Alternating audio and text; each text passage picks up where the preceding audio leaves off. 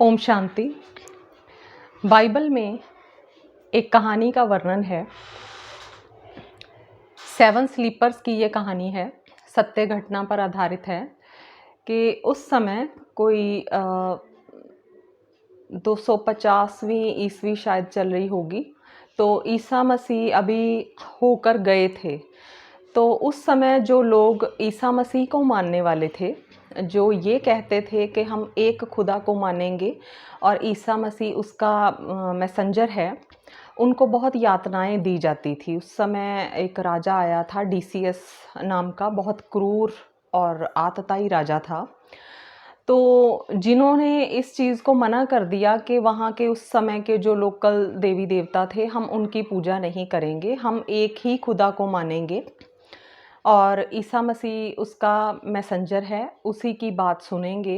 तो उनको बहुत यातनाएं दी जाती थी, बहुत सताया जाता था, सूली पर भी चढ़ा दिया जाता था। तो उस समय ऐसे 7 लोग हुए जो जिन्होंने विद्रोह किया था कि हम किसी और देवी देवता की पूजा नहीं करेंगे, खुदा एक ही है और हम उसी को मानेंगे। तो उन 7 लोगों को कैद कर लिया गया और किसी तरह से वो वहाँ से भाग निकले। तो वो भागते-भागते किसी शहर में पहुँचे, इफिसियस नाम का शहर था। वहाँ पर पहुँचे और वहाँ पर उन्होंने एक गुफ़ा देखी, बहुत थक चुके थे, गुफ़ा में चले गए क्योंकि उनका पीछा किया जा रहा था, सैनिक पीछा कर रहे थे उनका। तो वो उस गुफ़ा में जाकर सो गए क्योंकि थके हुए बहुत ज़्यादा थे, यातनाएं सहन कर कर के थक गए थे। तो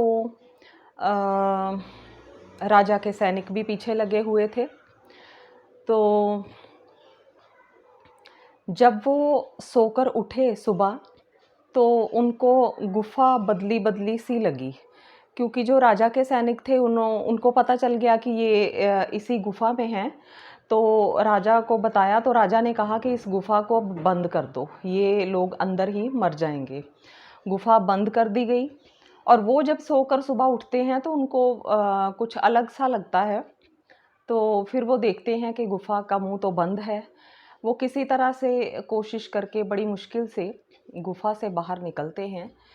तो फिर उनको भूख लगती है, तो एक जने को भेजा जाता है पैसे देकर कि तुम शहर से जाकर कुछ रोटियां वगैरह लेकर आओ।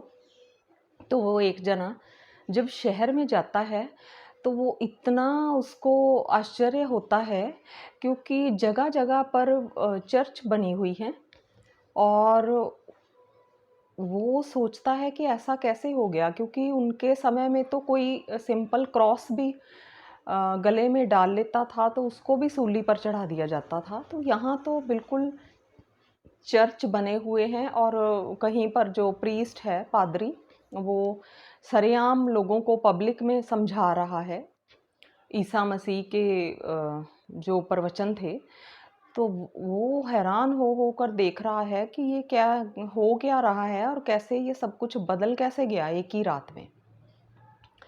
तो जब वो रोटियां लेने के लिए जाता है तो जब वो सिक्के देता है तो उसको दुकानदार को शक हो जाता है। वो कहता है ये यहाँ के सिक्के नहीं हैं।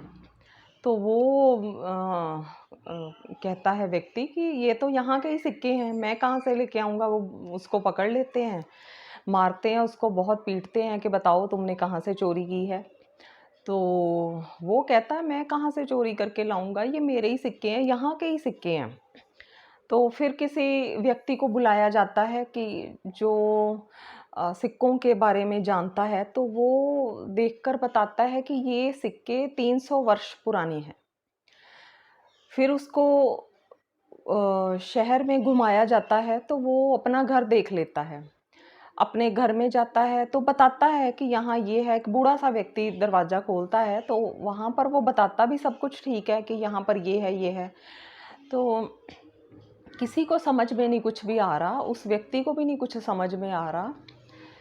लेकिन बाद में धीरे-धीरे करके बातें समझ आने लगती हैं तो उसको पता चलता है कि ये जो जिसने दरवाज़ा खोला था वो उसका ग्रैंडसन था। बहुत बूढ़ा हो चुका है अब, मतलब 300 वर्ष बीत चुके हैं और उनके लिए केवल वो एक रात ही थी, एक रात। और फिर वो वापस चला जाता है, शहर के लोग भी जाते हैं पीछे। तो वो जो 7 लोग होते हैं वो उस गुफा में ही अपना शरीर छोड़ते हैं। तो ये आज भी जगह है टर्की में, टूरिस्ट प्लेस है, और वहाँ पर वो गुफा बनी हुई है और उसके बाहर डिस्क्रिप्शन भी लिखा हुआ है 7 men ऑफ द केव। तो यहाँ पर ये बाइबल में बताया गया है कि कैसे खुदा जो है अपने पैगंबरों की, अपने फरिश्तों की, अपने बच्चों की कैसे हिफाजत करता है, उनके लिए कैसे मिरेकल्स कर देता है। तो अब हम आते हैं अपने टॉपिक पर। हमारा टॉपिक है अंतर्मुखता की गुफा। अगर हम अपने आप पर लेकर आएं, अगर हम आज सो जाएं ऐसे ही और उठें और 300 वर्ष बीत चुके हों, दुनिया पलट चुकी हो, सिक्के पलट चुके हों, शासन पलट चुका हो, तो हमारी क्या हालत होगी? तो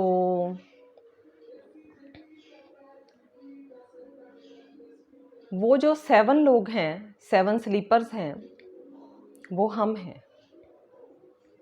गुफा है अंतर्मुखता की गुफा। और थकाया किसने है हमें? विकारों ने बहुत ज़्यादा थका दिया है।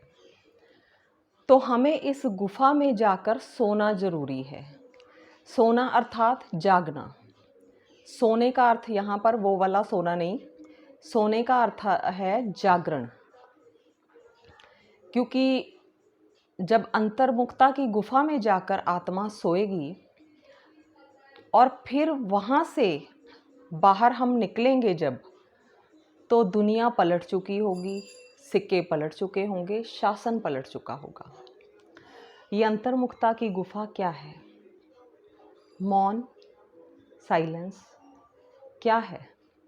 जब हम बोलते हैं, बाहर मुखी होते हैं, हमारा मुंह बाहर की तरफ होता है, बातों में आते हैं। और जब हम अंतर्मुखी होते हैं तो वही मुख अंदर की तरफ हमारा हो जाता है।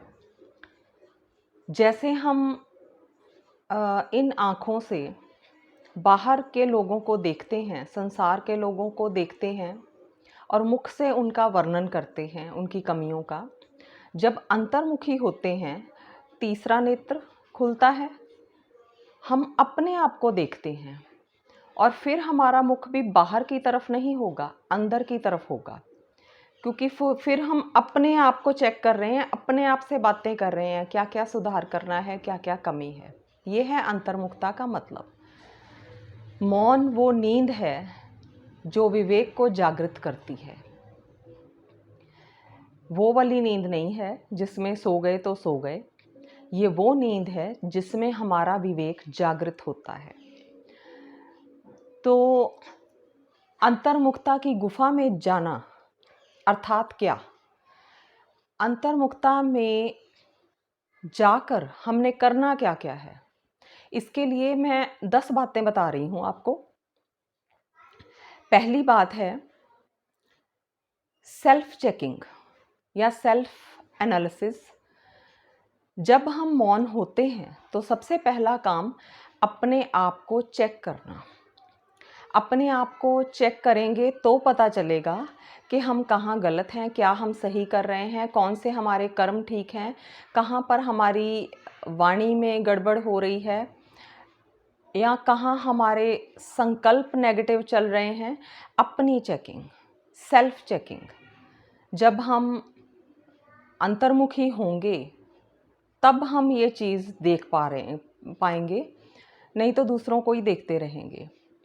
दूसरी चीज़ है सेल्फ डिसिप्लिन। अपने आप को ही अनुशासित करना। कोई और नहीं आएगा हमें अनुशासित करने के लिए कि ऐसे करो, ऐसे करो, ये नहीं खाना, वो नहीं खाना। कोई नहीं आएगा। खुद ही अपने आप को हमने डिसिप्लिन करना है। उसमें ये देखो कि बाबा ने हमें बार-बार कहा है आत्म अभिमानी बनो, सबसे बड़ा डिसिप्लिन तो यही है और मेन मुख्य। और देह अभिमान आने में कितना समय लगता है? 1 सेकंड भी नहीं। क्रोध आना हो कितना टाइम लगता है? 1 सेकंड में हम क्रोधित हो जाते हैं। इंच-इंच तो सिर्फ आत्म अभिमान ही आता है। आत्म अभिमानी बनना हो तो इंच-इंच आगे बढ़ते हैं हम। और अगर देह अभिमान में आना हो तो होलसेल में आ जाता है, एकदम से। और कितना क्रोध आ जाता है। और बाद में अपने आप को शांत करने के लिए कभी साइलेंस में बैठो, कभी मुरलियाँ ढूँढो क्रोध वाली, कभी भट्टी करो कि अंदर से वो शांत हो जाए। जो चीज़ चल रही है ना, तंग कर रही है, किसी ने कुछ कह दिया, किसी ने कुछ कर दिया हमारे ऑपोजिट, तो ये सेल्फ डिसिप्लिन, अपने आप को डिसिप्लिन करना। तीसरी चीज़ है सेल्फ रिमेंबरिंग, अपनी याद रखना, मैं कौन हूँ। अपने आप को याद रखेंगे, सेल्फ रिमेंबरिंग जितनी ज़्यादा होगी, गॉड रिमेंबरिंग उतनी ही ज़्यादा आसान हो जाएगी।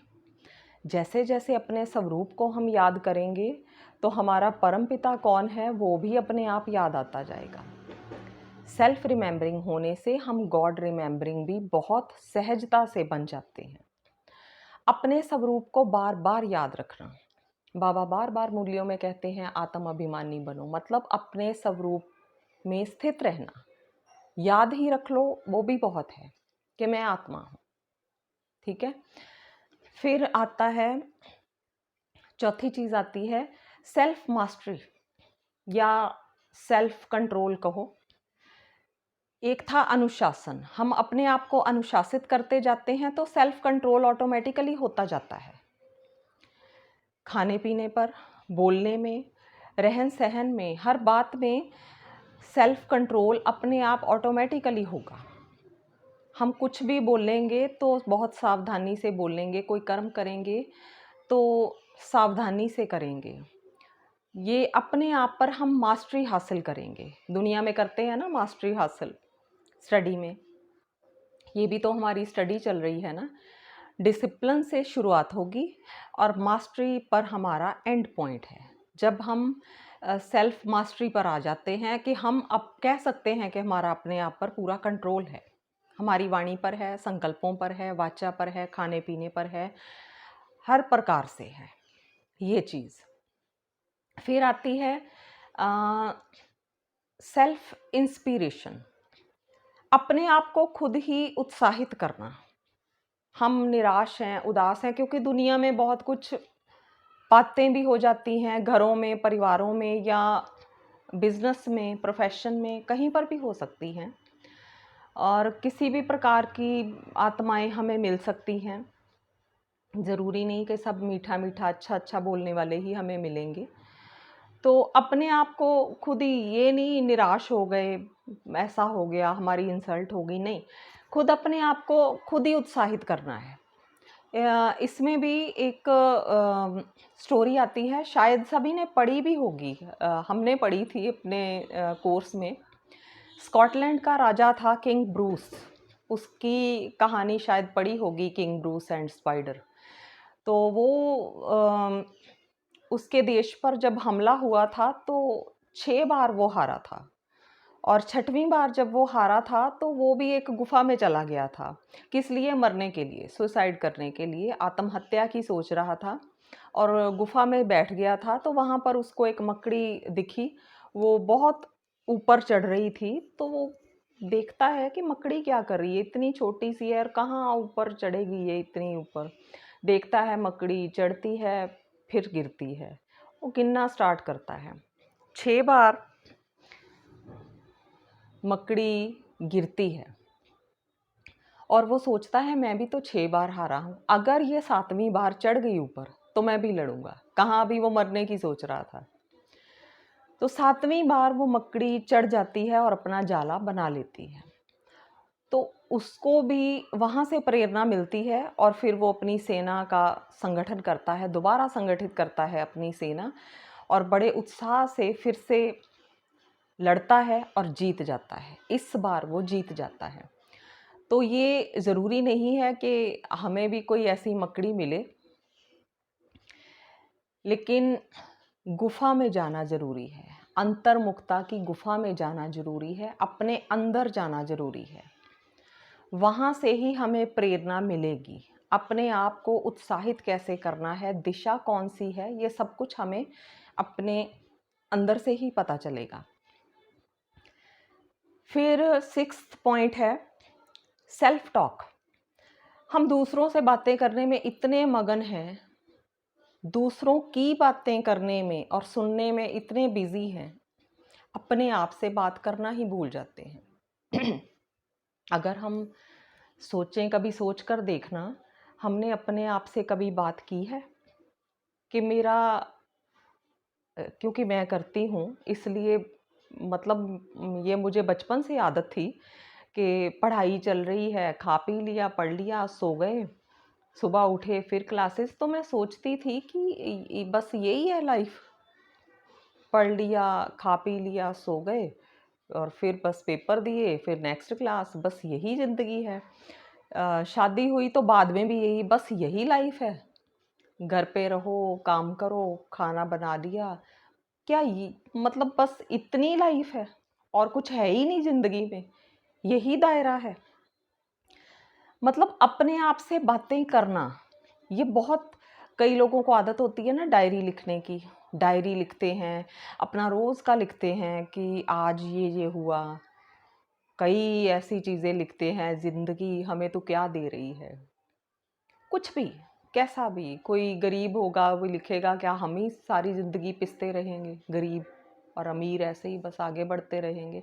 मतलब जो भी दिल में हो, सेल्फ टॉक चाहे लिखो, लिख नहीं सकते तो अपने आप से बातें करो। अपने आप से बातें करने में भी बहुत मज़ा आता है। अपना टारगेट स्पष्ट होता है, अपना लक्ष्य क्लियर नज़र आता है, हम क्या करने के लिए आए हैं इस दुनिया में।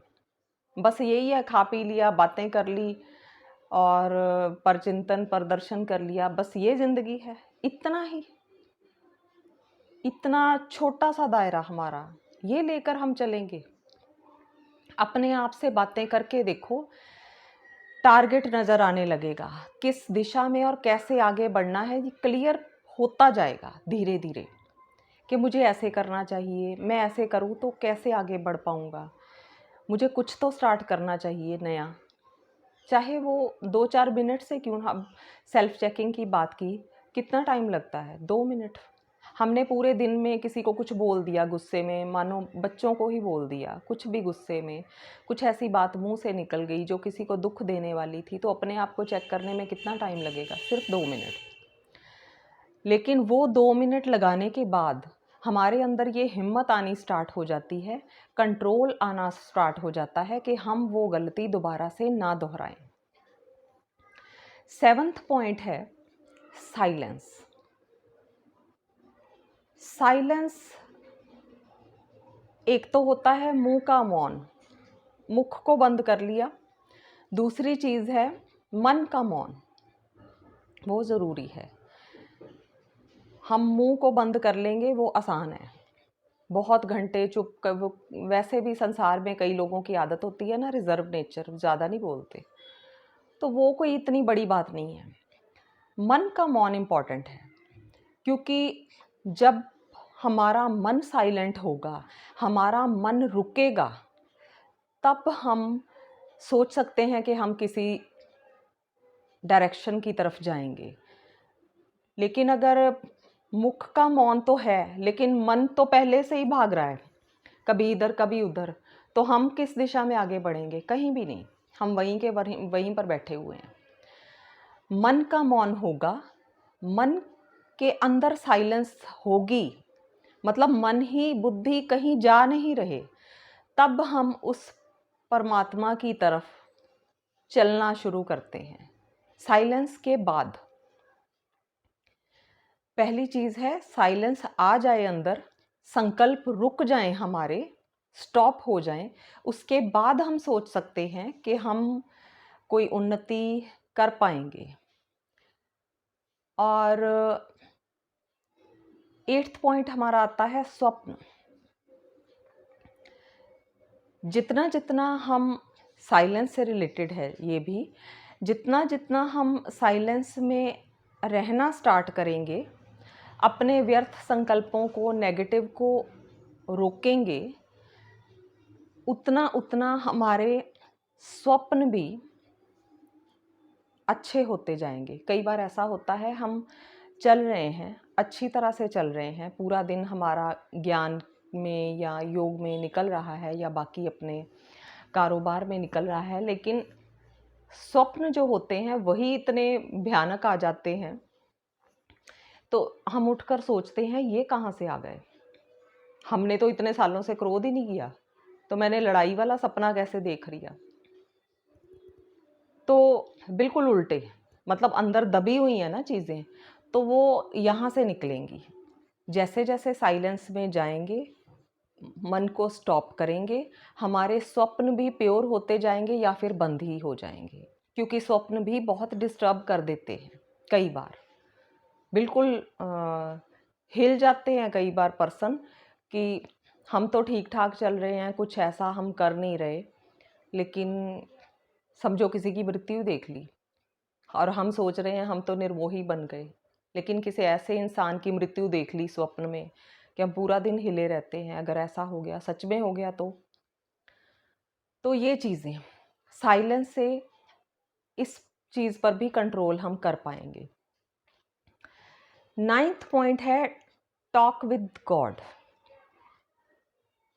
परमात्मा से बातें करने की आदत। हम दूसरों से बातें करने में बहुत बिजी हैं, जितना हम दूसरों से बातें करते हैं उधर हम बात नहीं कर पाते। पहले तो अपने आप से बात नहीं कभी कर पाते, अपना टारगेट क्लियर नहीं कर पाते, फिर आता है बाबा से बातें करनी।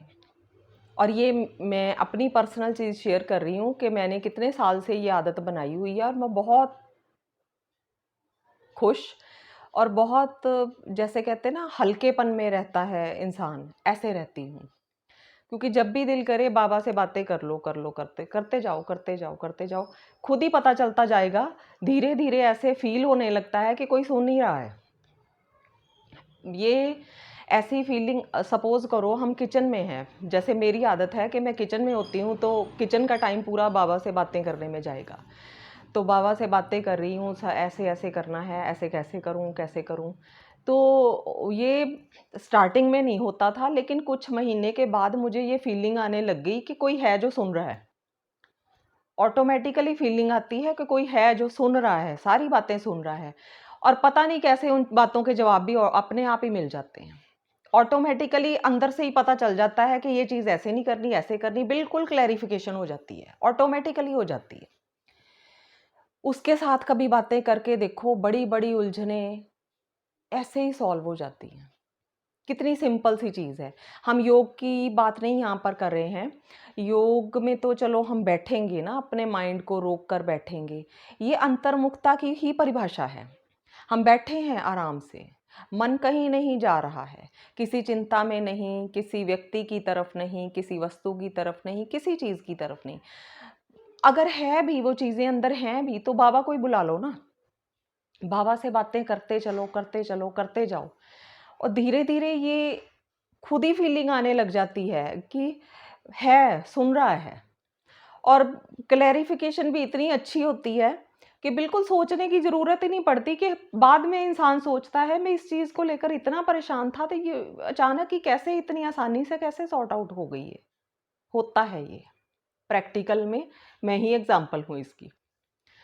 तो लास्ट पॉइंट है ज्ञान का मनन चिंतन। ये बहुत ज़्यादा ज़रूरी है, क्योंकि जब तक हम ज्ञान का पॉइंट कोई भी डिस्कस नहीं करते, दिन में एक ही ले लो, ज़्यादा ना लो। इतनी बड़ी मुरली होती है, वरदान ले लो, स्लोगन ले लो, क्वेश्चन होता है, मुरली पे इतने सारे पॉइंट्स होते हैं। जब हम डेली शाम के टाइम क्लास में आते थे, तो हम 10-10, 15-15 पॉइंट्स रोज़ निकालते थे। शाम को बैठकर सभी अपना अपना पॉइंट्स निकालते होते थे क्लास में। तो अब जैसे शाम का बंद हो गया, वायरस की वजह से। तो मैंने उस टाइम की ये रूटीन बनाई हुई है 2-3 साल से कि 1-2 पॉइंट्स ज़रूर उठाने हैं। पूरा दिन में टाइम नहीं मिलता, तो रात में बैठकर, मतलब हम 2-3 जने हैं जिनको बहुत इंटरेस्ट है ज्ञान के पॉइंट्स डिस्कस करने में, ऐसे पर्सन ढूँढो। अगर आपके पास कोई ऐसा दूसरी बातें करने वाले हैं ना, तो ढूँढो ऐसा पर्सन जिसको ज्ञान के पॉइंट्स में रस आता हो डिस्कस करने में। ऐसा पर्सन ज़रूर ढूँढो, एक ही हो चाहे, लेकिन आपके साथ वो घर में नहीं है तो फ़ोन पर डिस्कस करो। लेकिन आधा घंटा मतलब लग जाता है। आप एक ही पॉइंट को डिस्कस कर लो तो आधा घंटा आराम से निकल जाएगा। तो ज्ञान के पॉइंट्स जब हम डिस्कस करते हैं तो उस टाइम पर वो पॉइंट समझ में आता है। डिस्कशन पूरी होने के बाद पता चलता है, अच्छा ये इसका मतलब ये है। हम सीधा-सीधा सुन लेते हैं, ठीक है मुरली सुन ली, ऐसे नहीं। लेकिन एक पॉइंट को, सिर्फ़ एक पॉइंट को उठाकर अगर चलेंगे ना, तो बाद में एंड में पता चलता है कि अच्छा ये तो ये मतलब निकल रहा है इसका, इतना विशाल, इतना ब्रॉड मतलब इसका मीनिंग निकल रहा है, और हम सिर्फ़ उतना सा ही लेकर चल रहे हैं जितना सुना था। इससे एक तो ये फ़ायदा होगा, हमारा मन, बुद्धि बिज़ी रहेंगे। हम नेगेटिव से, व्यर्थ से मुक्त रहेंगे। तीसरी चीज़ ये है कि हमारे अंदर खुशी बहुत रहती है। एक ज्ञान का पॉइंट समझ में आ गया ना, डीपली समझ में आ गया, ऑटोमैटिकली खुशी हो जाती है अंदर। किस चीज़ की है पता नहीं, लेकिन खुशी बहुत होती है, हल्कापन बहुत आता है, और दिल नहीं करता कि हम दूसरी बातें करें।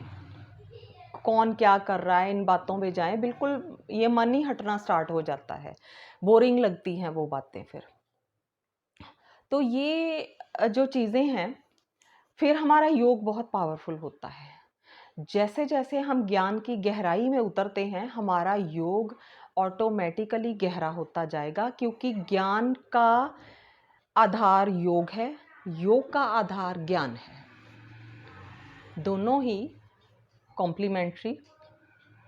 अगर ज्ञान की समझ ना हो, ज्ञान की गहराई में ना जाएं, योग गहरा कभी नहीं हो सकता। हम ऊपर-ऊपर से करेंगे, अंदर नहीं उतरेगी वो चीज़।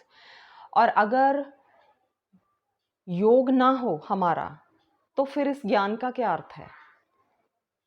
सारे ज्ञान का सार क्या है? कि हम योग में जाएं। तो ये दोनों ही चीज़ें एक दूसरे की आधार हैं। दोनों ही चीज़ें बहुत ज़रूरी हैं। हम योग की गहराई में भी तभी उतर पाएंगे जब हम ज्ञान की गहराई में उतरेंगे। तो ये हैं 10 चीज़ें। इनमें से काफ़ी चीज़ें मैंने अपने जीवन में करने की प्रैक्टिस की है। अपने आप से बातें, बाबा से बातें, सेल्फ चेकिंग, सेल्फ डिसिप्लिन। मतलब आप एक एक चीज़ भी ले लोगे ना, 1 या 2 चीज़ें भी उठा लोगे, बाकी अपने आप ही ऑटोमेटिकली आनी स्टार्ट हो जाती हैं जीवन में।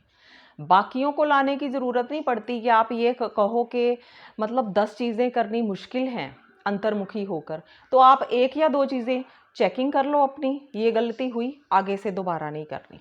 अपनी चेकिंग खुद करो, बाबा के आगे रख दो कि बाबा ये गलती हुई, मैंने अब दोबारा से ये गलती नहीं करनी है।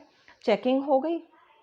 उसके बाद आओ कि मैं अपनी कुछ धारणाएँ बना लूँ, मैंने अंतर्मुखी रहना है, इतना टाइम मैंने नहीं बात करनी। और बात नहीं करनी तो इसका मीनिंग ये है कि मैंने अपना माइंड भी नहीं चलाना है। मतलब 1-2 चीज़ें आप उठा लोगे ना, तो बाकी चीज़ें ऑटोमैटिकली लाइफ में आ जाएँगी। और कुछ नहीं तो बाबा से बातें, हम ढूँढते हैं ना कि ये प्रॉब्लम आ गई, ये आ गई, किससे डिस्कस करूँ? बाबा से डिस्कस करना स्टार्ट करो। देखो कैसे सॉल्यूशन निकलते हैं। कोई साधारण आत्मा वो सॉल्यूशन नहीं दे सकती जो बाबा देता है। और वो बोलकर नहीं देता है, बोलकर कुछ नहीं कहेगा, वो करके दिखाता है। उस सॉल्यूशन को बिल्कुल सॉर्ट आउट, वो हमारी प्रॉब्लम हो जाती है, करके दिखाता है। और ये प्रैक्टिकल में चीज़ें होती हैं, हुई हैं। तो ये अंतर्मुखता की गुफा ये है, अंतर्मुखता में जाना ये है, सिर्फ मुंह को बंद कर लेना, साइलेंस में चले जाना, सिर्फ इतना नहीं, बहुत गहरा मीनिंग है। और जब हम इस गुफा से बाहर निकलते हैं, इस गुफा में सोकर आते हैं, तब दुनिया पलट जाती है हमारे लिए। जो हमें दुश्मन नज़र आते थे, जो हमें ऑपोजिशन वाले नज़र आते थे वो नहीं नज़र आएंगे। जो भी हमें परिस्थितियां नज़र आती हैं कि ये ठीक नहीं हो सकती, कुछ ऐसा नज़र नहीं आएगा। मतलब उस गुफा में जाने से पहले सब तरफ नेगेटिविटी ही नेगेटिविटी है, लेकिन उस गुफा में जाने के बाद हम संसार में आते हैं तो पॉजिटिविटी ही पॉजिटिविटी होगी। तो इस चीज़ को अप्लाई ज़रूर करें। मैं बहुत लंबा समय नहीं कह रही हूँ, एक एक घंटे से स्टार्ट करें। सिर्फ 1 घंटा मैंने चुप रहना है और चुप रहकर अंदर ये चीज़ें चलानी हैं। दुनियावी बातें नहीं चलानी है, चिंताएं नहीं लेकर बैठना है, सिर्फ इन्हीं बातों को लेकर बैठना है। एक एक घंटा निकालना शुरू कर दो, बाकी तो धीरे धीरे आपका टाइम खुद ही बढ़ता जाएगा कि आप ढूंढोगे वो टाइम कि कब मैं शांत होकर बैठूं, मुझे किसी का फ़ोन ना आए, मुझसे कोई बात ना करे। आप खुद ढूंढोगे उस टाइम को, एकांत को आप सर्च करोगे कि एकांत मेरे जीवन में आ जाए, बस थोड़ा सा मिल जाए, 1-2 घंटे के लिए मिल जाए। ये फिर इंसान ढूंढता है। तो इस गुफा में जाओ और बाद में बाहर निकलो। डेली ये अभ्यास करके देखो, आधा घंटा, कुछ कुछ टाइम आप दो अपने जीवन में, तो देखो क्या होता है, आपके जीवन में परिवर्तन कैसा होता जाएगा। आप किसी की बात सुन भी नहीं पाओगे, बोलना तो बहुत दूर की बात है, कोई नेगेटिव बात करता भी है आपसे, आपसे सुनी भी नहीं जाएगी। ये भी हिम्मत नहीं होगी कि मैं ये चीज़ें ग्रहण करूं, सुनूं भी। तो प्लीज़ इन बातों को अपने जीवन में लाइए, बहुत बड़े बड़े परिवर्तन आते हैं इन चीज़ों से। ओम शांति।